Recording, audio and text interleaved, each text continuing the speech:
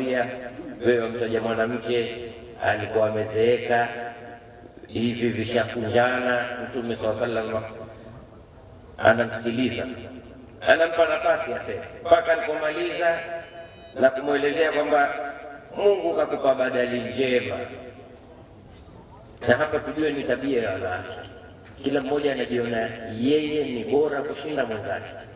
Mtume akasema, la wallah ma abdalani Allahu khairan minha.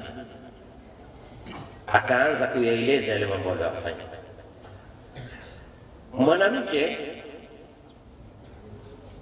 katika Uislamu walielewa mahamihinna, majukumu yao.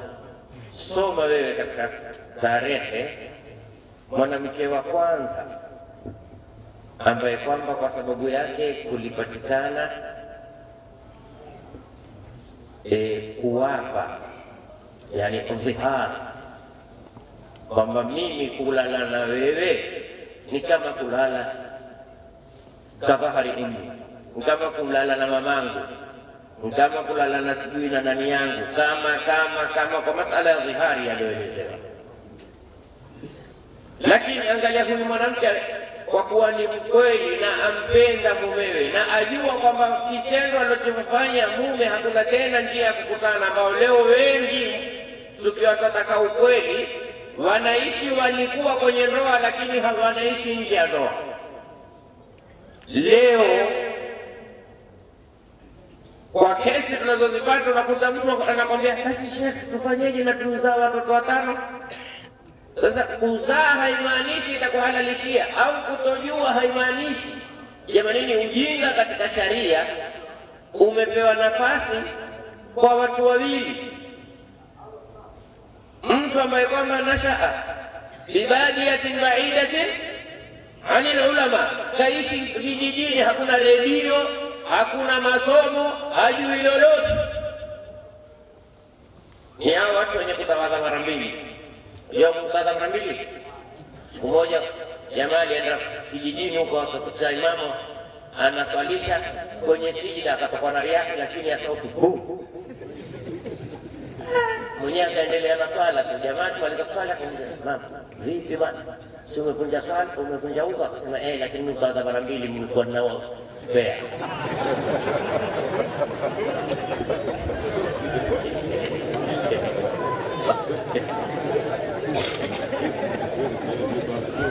Anaweka huku spare. Ni wapesiri ya kwa nini mimi nikaikuwa mwisho. Sio kwa mimi mzungumzaji bora, lakini watu walikuwa anajua watu watakuwa wamechoka choka. Hawa kawapa maneno ya kielimu makali. Pia kuna elimu hapa. Nikuja bana hivi. Unajua na mimi na sela mwenzangu.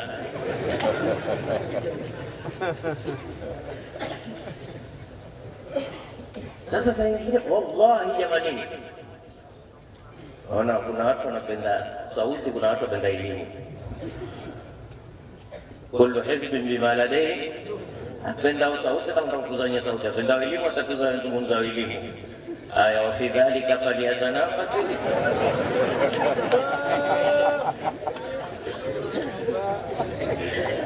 Kuna watu wanaishi jamanini, kapekue ndoa yako. Maanake kuna watu jambo kidogo tu, wewe si mke wangu, jambo kidogo, mimi kulala na wewe siwezi tena kulala na wewe, kama kulala na mamangu. Kisha najisema nilikuwa na hasira. Wewe ushamwona mtu kafurahi kama mume wake, ndio na furaha na kuacha. Haitokei. Talaka mahala pake kutangulia ugomvi, ubavu kama mwenyewe, mjinga mwenyewe, jenzi mwenyewe, mwishowe atafika kwenye kutalikia. Lakini hakuna talaka ya eko tunafurahisha basi na si watu leo kuna naacha meno wazi. Mwanamke huyu kwa kuwa ana mapenzi ya mumewe, sema ya Rasulullah, huyu mume alinioa mimi bado msichana, spring chicken, ameishi na mimi, amenizalisha, tumbo limetawanyika, kifua kumekuwa hakujulikani. yani mwili sasa umekuwa yani saga lwaga. Mimi nilikuwa yani ukiniona sasa nimekuwa trakta. Alafu leo aje anambia mimi kulala na wewe kama kulala na mamangu. Ya Rasulullah, tuna watoto. Sasa sikiliza wanawake wanavyoelewa mahamiha, majukumu. Anagawanya majukumu mwanamke. Asema hawa watoto nikikaa nao mimi yao watashikwa na njaa. Siwezi. Nani atawalisha? Siwezi kwenda vunja kuni, siwezi kwenda kufanya biashara, siwezi. Watoto nikibaki nao mimi peke yangu watashikwa na njaa. Nani kimwachia yeye? Wao watapotea. Hili baba halina nafasi ya kukaa na watoto. Ni mbio tu weza utafuta riziki. Hawa watoto wataka kuangaliwa, wataka kuogeshwa, wataka kubadilishwa, wataka. Kila mmoja kampa nafasi yake. Hawa ndio wanawake walioelewa kwamba mimi mama ni rabbata baiti. Sasa wewe mama utoke, baba atoke, na watoto nao wametoka, na mkija hakuna nafasi ya kukutana. Mama ametoka, baba ametoka, watoto wametoka. Nyuma ya wachofu sasa hivi. Hii ndio hali tunaoishi. Yaani watu wengi siku hizi wanafuga watoto, hawalei watoto. Unajua kufuga? Kama unapofuga ng'ombe wa maziwa, kama unapofuga samaki, siku hizi pia samaki pia mpaka sasa watu wanapenda kufuga. Mpaka samaki wanawafuga. Kama kufuga kuku wa nyama. Yaani yeye ukimuuliza vipi na watoto wako akwambia freezer limjama screen sijui mnaleta ration ya shaka. Watoto wewe unafanya watoto yani ni kubwa. Maanake leo uko na jamaa akiniambia nataka uje kule ule kuku wa kienyeji. Naambia kuna tena kuku wa kienyeji sisi. Maanake kuku wa kienyeji ni ule kuku anayekula vitu vya nje. Kuku wa kienyeji ni sura tu, hakika analishwa naye kama kuku wale wengine, lakini kuku taira na yeye sasa. Uwenyeji ni kwamba wewe una uhuru. Hivi sasa utakwenda kuku wa kienyeji ana rangi tu ya kienyeji, lakini amewekwa kwenye tundu, analetwa vyakula humo ndani, makemikali humo ndani, kisha mnaambia kuku wa kienyeji. Kudanganya. Sasa na watoto pia hakuna tena pia watoto wa kienyeji. Jamani, msicheke. Hii ndio hakika, kwa sababu huyu mwanamke kama tulivyomsikia daktari, vita vikubwa hapa. Wayuhlikan harfa wa nasla. Na akatuelezea uzuri Mungu akujaze kheri kwamba harfa hapa ni ile iliyotajwa kule, nisaukum fatu harthakum.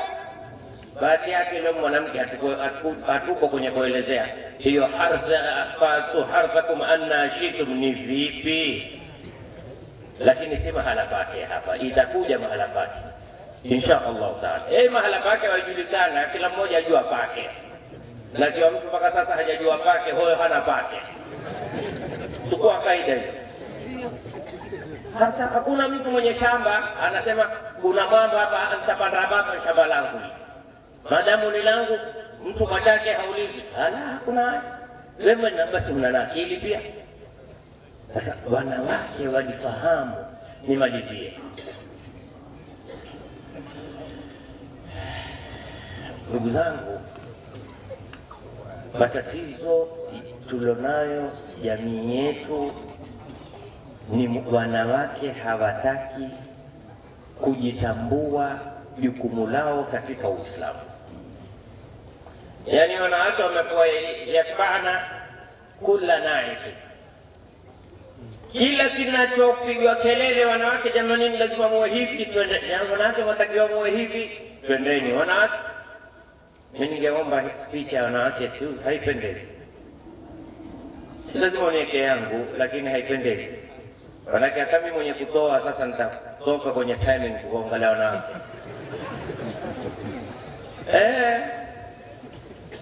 Kuna tunaambiaje? Qul lil mu'minina yaghuddu, na niwape faida. Kwa nini wanaume tukilia twaweka mikono kwenye macho? na wanawake akilia waka mikono kwenye weka mali inakupa kitu cha uhakika. Mwanamke alia, lakini na wanaume tukilia sasa tungebaki, kwa sababu madhambi mingi ya kiume hupitia maji na madhambi mingi ya kike hupitia kwenye. Hii ni hakika la yakhtalifu biha. Nadira kupata mwanamume hulia ameshika mdomo namna ila utaona limemilimili kwenye kike, lakini hakika Mungu amejalia. Kama Mungu amejalia mtu hawezi kulia na kuangalia juu,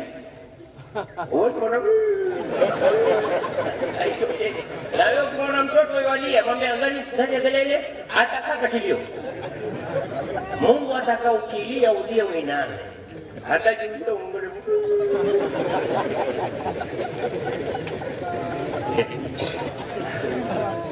Kwa hiyo hapa tumeelezea wanawake, jamanini, tafadhali ruwaidaka bilqawarira ya anjasha, taratibu na hizi chupa tuwapelekeni taratibu hawa wanawake. Hasa kutakuja sasa huku kwenu kuna uchaguzi karibu, Mwenyezi Mungu akupitishe salama.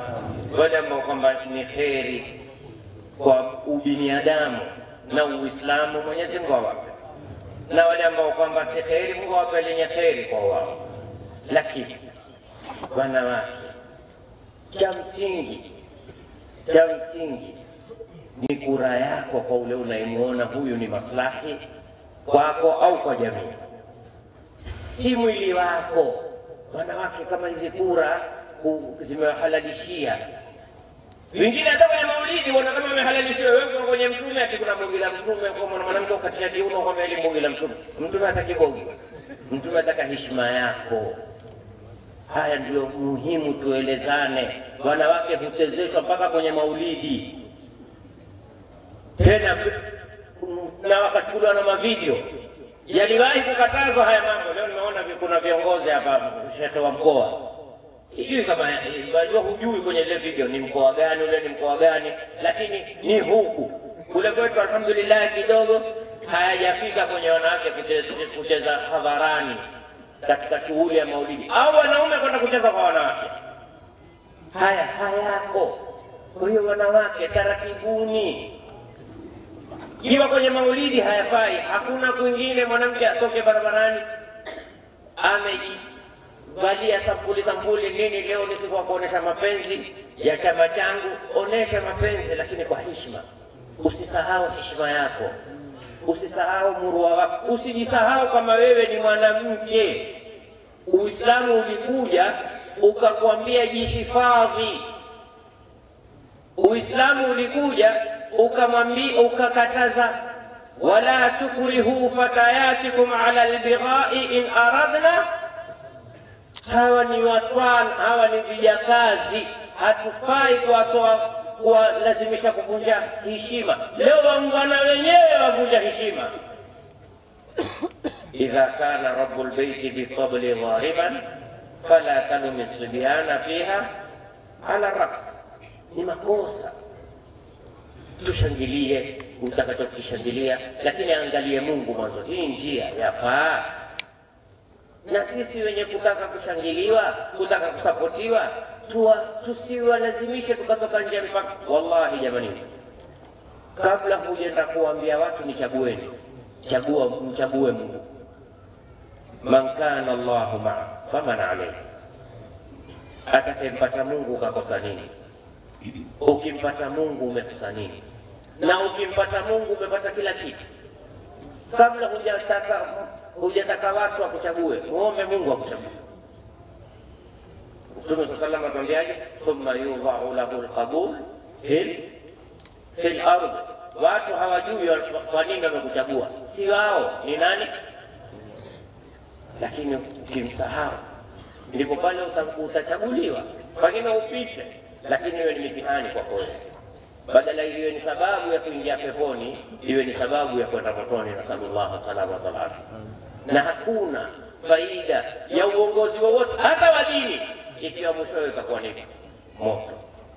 Na hakuna hasara ya uongozi wowote, mwisho hata wa kidunia itakaokuwa mwisho ni kuingia peponi. Mwenyezi Mungu awabarikie viongozi wetu wa serikali, Mwenyezi Mungu atawahifadhi, na Mwenyezi Mungu wao na viongozi wao, Mwenyezi Mungu awahifadhi na awape wale watarajio na zaidi ya watarajio. Ndugu yangu shekhe letu, ingawa amesema hakunialika, lakini namwambia mara hii nimekuja hukunialika, mwakani ukinialika si amesema mimi hakunialika, nimekuja. Mwakani akinialika, dawa yake asinialike, nitakuja, lakini akinialika siji. Sasa mimi na yeye. Wassalamu alaikum warahmatullahi wabarakatuh. Wa alaikum salam warahmatullahi wabarakatuh. Shukran sana, tumepata elimu ya kutosha. Sallallahu ala Muhammad. Sasa hivi ni nafasi ya mjumbe wa baraza la ulama